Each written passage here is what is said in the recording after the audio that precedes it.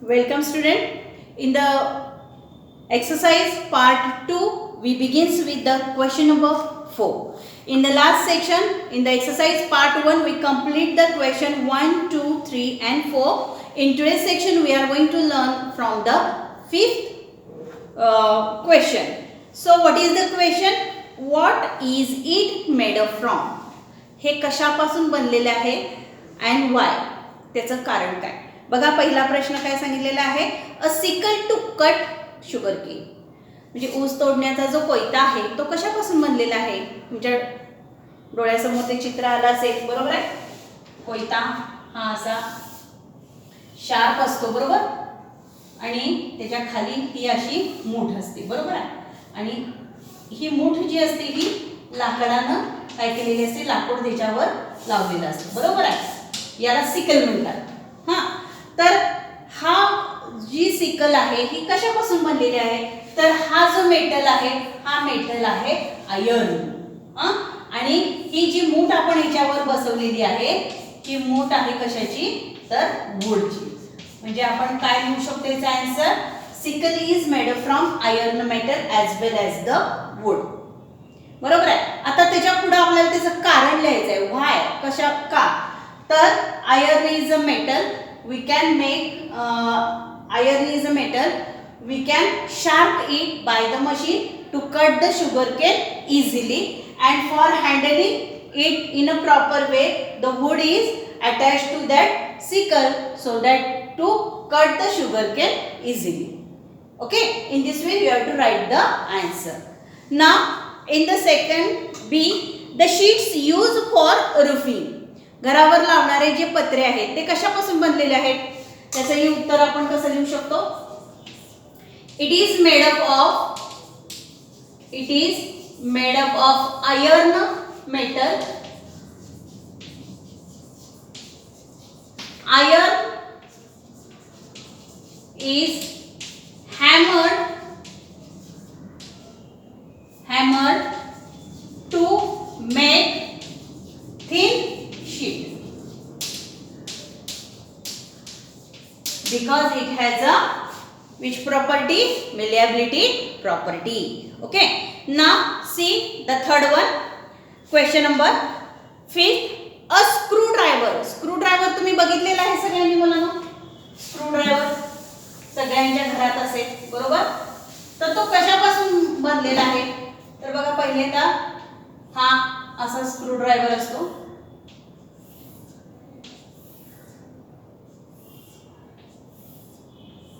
आणि याच्यावर एक असं पॉइंटर असतं, बरोबर आहे. हे जे असतं हे याच्यावर आपण प्लास्टिकचं कव्हर घातलेलं असतं, बरोबर आहे की नाही. आणि हा जो पीस असतो हा असतो मेटलचा, म्हणजे आयर्नचा. म्हणजे आता हे कशापासून बनलेलं आहे, it is made up of metal, iron, then plastic. This one is made up of plastic and this one is made up of rubber. या तिन्ही पासून तो बनलेला आहे, बरोबर आहे. आता त्यांनी कारण विचारले हे असं का बनलेलं आहे, तर याचं कारण काय, iron is a good conductor of electricity. To avoid the danger of shock and to prevent from the shocking, a rubber is coating on this metal because rubber is a bad conductor of, rubber and plastic are the bad conductor of electricity. Okay, understood. Now see, a pair of tongs. पक्कड तुम्हाला माहिती घरी तुमच्या असेल, कशापासून बनलेली असते ती, काही काही वेळेला ती स्टीलची असते, काही वेळेला ॲल्युमिनियमची असते, काही वेळेला आयर्नची सुद्धा बनलेली असते. त्याचा उपयोग काय, to hold the object properly whenever it is hot और whenever it is cold. Okay, ना इलेक्ट्रिकल केबल्स, विजेच्या तारा ज्या आहेत ह्या कशापासून बनलेल्या आहेत, it is made up of metal like a copper, aluminium और the iron, because these are the metals and metals are the good conductor of electricity. Do you understand that? Now see, ornaments म्हणजे दागिने. दागिने कशापासून बनवले जातात, silver, gold, iron, copper, aluminium या सगळ्या धातूंपासून बनवले जातात. तर ह्याच्यामध्ये कुठली प्रॉपर्टी सांगायची, it have because these metals are the have a ductility as well as the malleability property, so we can make a ornament from this metal. Okay, and now last one, pots and the pans. पातेले किंवा एखादा आपण हे बनवतो शोभेच्या हे काय म्हणतात पॉट बनवतो ते कशापासून बनवले जातात, it is made up of soil, because soil has a plasticity property that we can make any desired shape from it. Okay, so in this way we complete the fifth one question. Come to the sixth one question, what will happen if and why. हे असे केले तर काय होईल आणि का, थोडक्यात म्हणजे हा गिव रिझन सारखा क्वेश्चन असतो. तर तुम्हाला काय करायचं आहे, याचं रिझनच लिहायचं आहे. हा सिंपल प्रश्न आहे, फक्त प्रश्न वेगळ्या पद्धतीने तुम्हाला प्रेझेंट केलेला आहे. पहिलं बघा, nails are made up of plastic. खिळे जे आहेत ते प्लास्टिकचे बनवले तर काय होईल, तर plastic is a brittle substance, when we hammer it may be broken in to the pieces. हे एवढं त्याचं उत्तर लिहायचं आहे. त्यानंतर B, a bell is a made up of wood. जर घंटा लाकडाची बनवली तर काय होईल, wood doesn't have a sonority property, so it doesn't ringing, so it is doesn't ringing. Okay, C question, rubber is not fitted on a pair of tongs. आपण मगाशी tong मध्ये बघितलेलं आहे की पेअर ऑफ टॉंग काय काय वेळेला त्याच्यावर प्लास्टिकचं सुद्धा काय केलेलं असतं, कोटिंग लावलेलं असतं. तर हे जे रबर आहे हे रबर लावलंच नाही तर काय होईल, we have we can burn or it may be a chances of scats. Okay, नंतर डी बघा, a knife is made up of wood. चाकू जर लाकडाचा बनवला तर काय होईल, तर लाकडाचा बनवल्यानंतर तो जो कटिंगची जी प्रोसेस आहे, बरोबर आहे, नाईफ ही प्रामुख्याने मेटल पासून बनवलेली असते. मेटल हॅमर करून त्याचा पातळ पत्रा बनवले जातात, त्याला शार्पन केलं जातं आणि त्यामुळे इझिली सबस्टन्स जे आहे ते आपण काय करायचे, व्हेजिटेबल्स किंवा फ्रूट्स आपण इझिली कट करू शकतो. पण ते जर लाकडाचं बनवलं तर ती प्रॉपर्टी शो करणार आहेत किंवा कटिंग इझी होणार नाही. ओके, आणि त्यानंतर last one question, an axe is made up of rubber. कुऱ्हाड जी आहे ही रबराची बनवली तर काय होईल, असा प्रश्न विचारलेला आहे.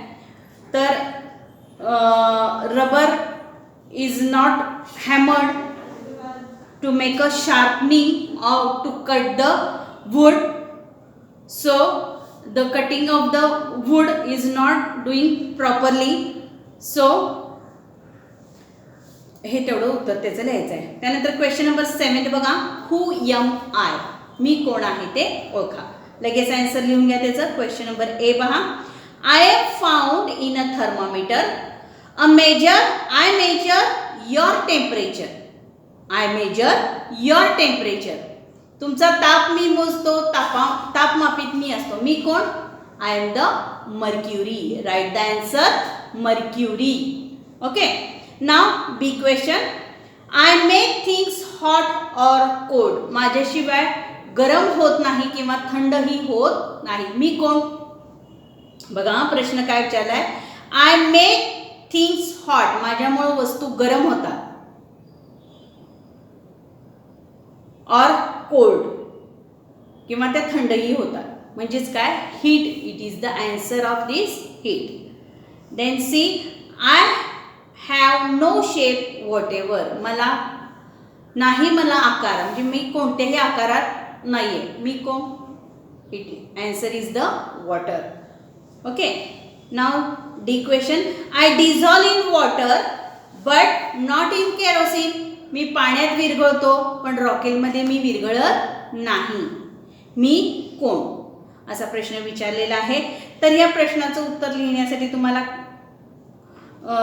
शोधायला पाहिजे उत्तर कशा पद्धतीनं दिलं जातं. कारण मी पाण्यात विरघळतो पण केरोसिनमध्ये मी विरघळत नाही. ॲलम आपण म्हणू शकतो त्याला. त्यानंतर 8th वन क्वेश्चन बघा, व्हॉट डज धिस हॅपन, हे असं का होतं. 4च क्वेश्चन्स आहेत बघा. Coconut oil thickens in winter, हिवाळ्यात खोबरेल तेल घट्ट होतं, तर त्याचं कारण काय आहे. Coconut oil firstly in a normal temperature it is in a liquid state, but in a winter the temperature of the surrounding is much lower and due to temperature heat is taken away from the coconut oil and it changes into a liquid state to the solid state according to the temperature. Okay, now question number B, kerosene left open in a dish disappear. एखाद्या प्लेटमध्ये जर आपण उघड्यावर rocket ठेवलं तर थोड्या वेळाने ते आपल्याला दिसत नाही किंवा रॉकेट नाहीच होतं, तर त्याचं कारण काय. ॲट अ नॉर्मल टेम्परेचर किंवा room temperature kerosene directly converted into a liquid state into a gaseous state.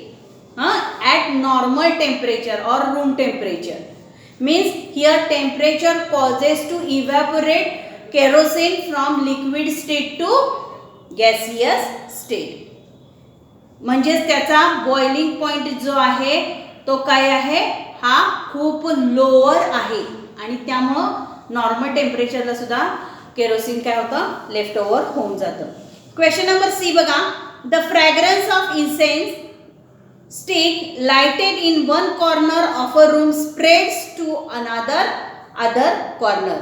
एका कोपऱ्यात लावलेली अगरबत्तीचा वास दुसऱ्या कोपऱ्यात येतो.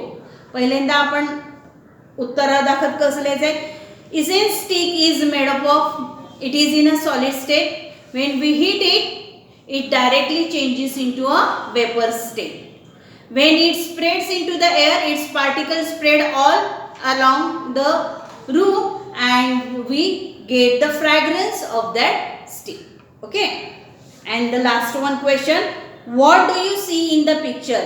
तुम्हाला एक पिक्चर दिलेला आहे आणि ते पिक्चरचे तुम्हाला काय दिसते असं विचारलेलं आहे. तर त्या एक बकेट आहे, बकेटमध्ये बॉल आहे, सॉरी ॲपल आहे, ते खाली सिंक झालेला आहे आणि जो बलून आहे तो मात्र तरंगताना तुम्हाला दिसून येतो. बरोबर आहे. मग आपल्याला उत्तर दाखल कसं लिहायचं आहे. The Apple sinks at the bottom of the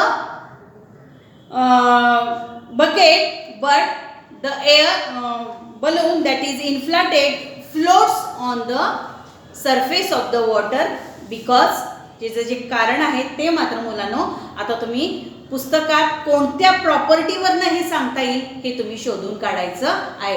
हा फक्त एकच तुम्हाला दिलेला मी प्रश्न आहे की तो व्यवस्थित तुम्ही पुस्तकातला उतरून हुडकून लिहायचा आहे. लक्षात आलं सगळ्यांना. अशा पद्धतीनं आपण एक्सरसाइज पार्ट 1 आणि एक्सरसाइज पार्ट 2 हा दोन्ही सोडवलेले आहेत. तुमच्या वहीमध्ये शांतपणे व्हिडिओ बघायचा आहे, पॉज करून ज्या त्यावेळी उत्तरं लिहून घ्यायची आहे. थँक्यू.